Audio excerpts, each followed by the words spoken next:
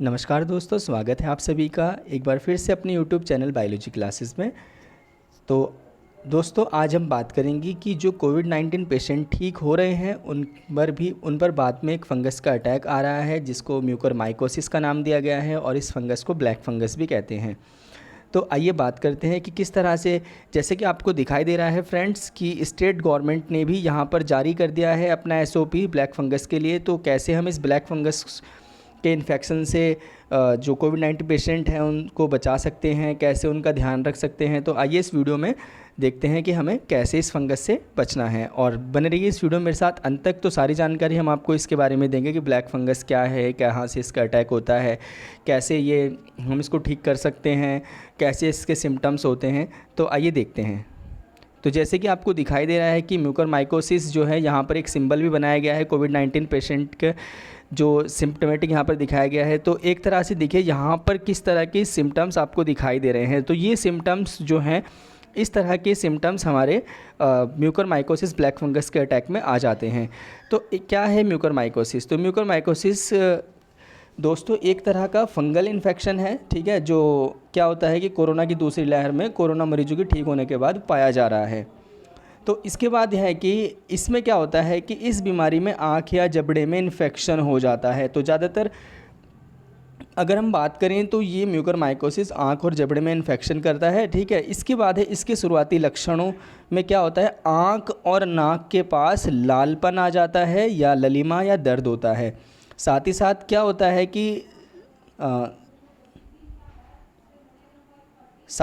होता है कि बुखार और खून की उल्टी भी यहाँ पर आनी शुरू हो जाती है।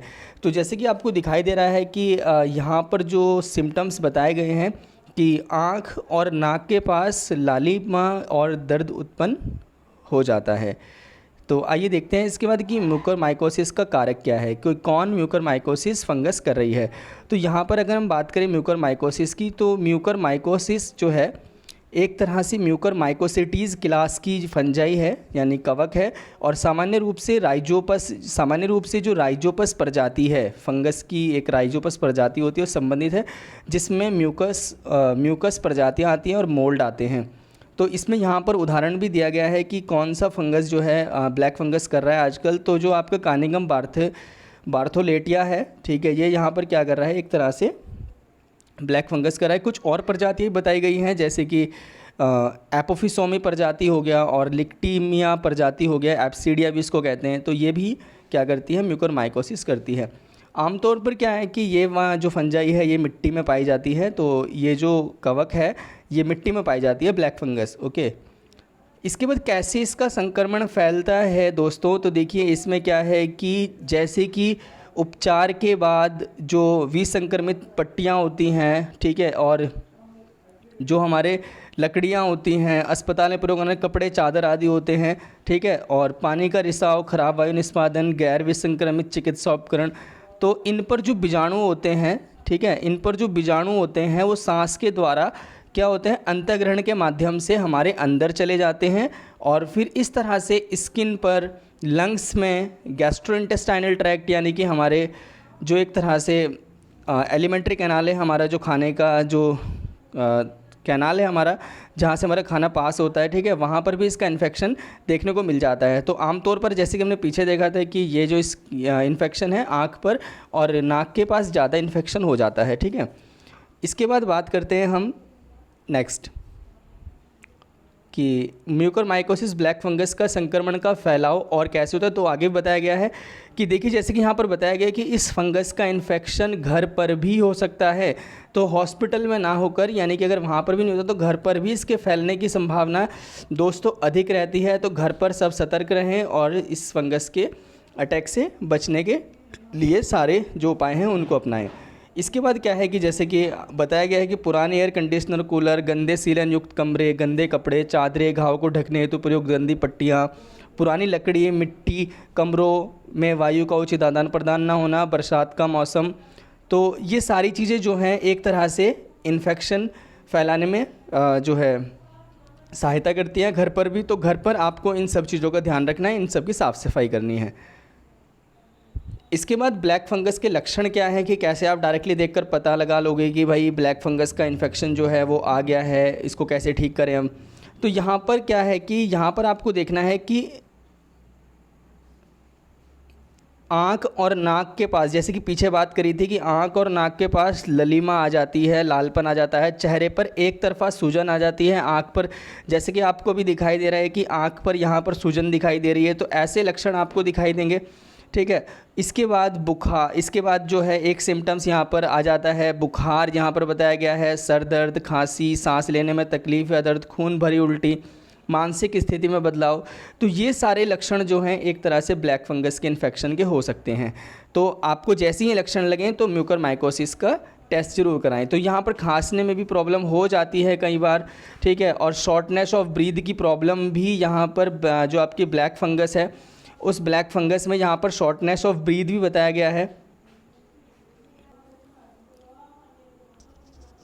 तो दोस्तों अगर इनमें से आपको कोई भी इन्फेक्शन या कोई भी लक्षण इनमें से दिखाई दे तो तुरंत सतर्क हो जाइए और डॉक्टर के पास जाकर अपना म्यूकरमाइकोसिस का सैंपल दीजिए। ओके।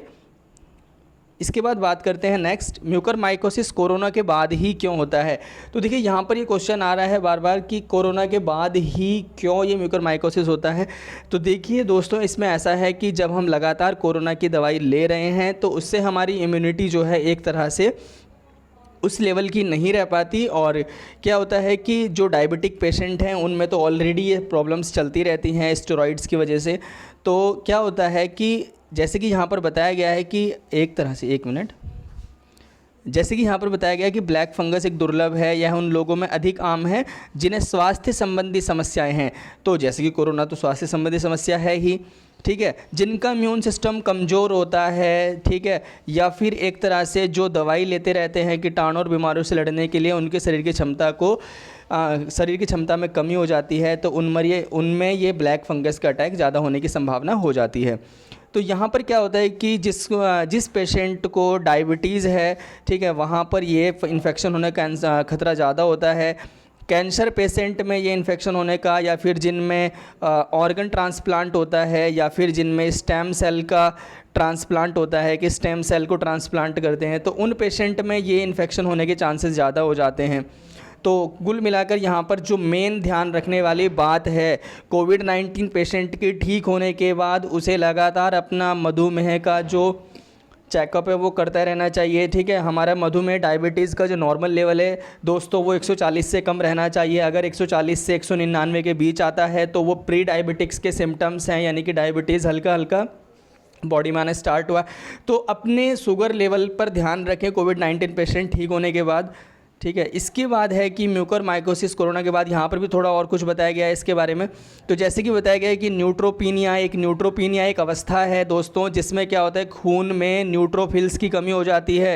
खून में न्यूट्रोफिल्स की कमी हो जाती है। न्यूट्रोफिल्स वो होते हैं जो बीमारियों से लड़ने में, जो बीमारी के रोगाणु होते हैं उनसे लड़ने में हमारी सहायता करते हैं। तो इसके बाद है, अगर लंबे समय तक कोई कॉर्टिकोस्टेरॉइड ले रहा है, स्टेरॉइड्स वो होते हैं, वो दवाइयाँ होती हैं जो हमें तुरंत आराम कर देती हैं, लेकिन उनका साइड इफ़ेक्ट हमारी बॉडी पर रहता है। तो यहाँ पर इसके बाद बताया गया है कि शरीर में अधिक आयरन, अगर लोहा आयरन हमारी बॉडी में बहुत ज़्यादा हो जाए तो इसे हेमोक्रोमेटोसिस कहते हैं। तो इसकी वजह से भी क्या होता है, यहाँ पर प्रॉब्लम्स आ जाती हैं। इसके बाद सर्जरी, जलने या घाव के कारण भी क्या होता है कि यहाँ पर जो ब्लैक माइकोसिस है फंगस, उसका अटैक होने का चांसेस रहता है।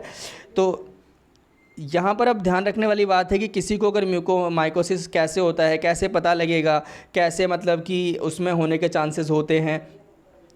तो वातावरण में जो कवक बीजाणु के संपर्क में आने से लोगों को म्यूकरमाइकोसिस हो जाता है। तो वातावरण में ये कवक होता है और जब हमारी इम्यूनिटी वीक हो जाती है, अगर नॉर्मली हम देखें, हम नॉर्मली सही हैं तो ये फंगस हमारे ऊपर अटैक नहीं कर सकता। लेकिन अगर कॉर्टिकोस्टेरॉइड्स ज़्यादा ले ली हैं, डायबिटीज़ है, तो जब ये फंगस आएगा, इफ़ेक्ट करेगा और तो ये इन्फेक्शन करके हमें डिसीज़ कर देगा, रोग उत्पन्न कर देगा। इसके बाद उदाहरण के लिए जैसे कि संक्रमण के फेफड़े या साइनस के रूप में किसी को हवा से बीजाणु के बाद हो सकता है, बिल्कुल हो सकता है, क्योंकि जब ये हवा से अंदर जाएगा तो ये बीमारी हो सकती है।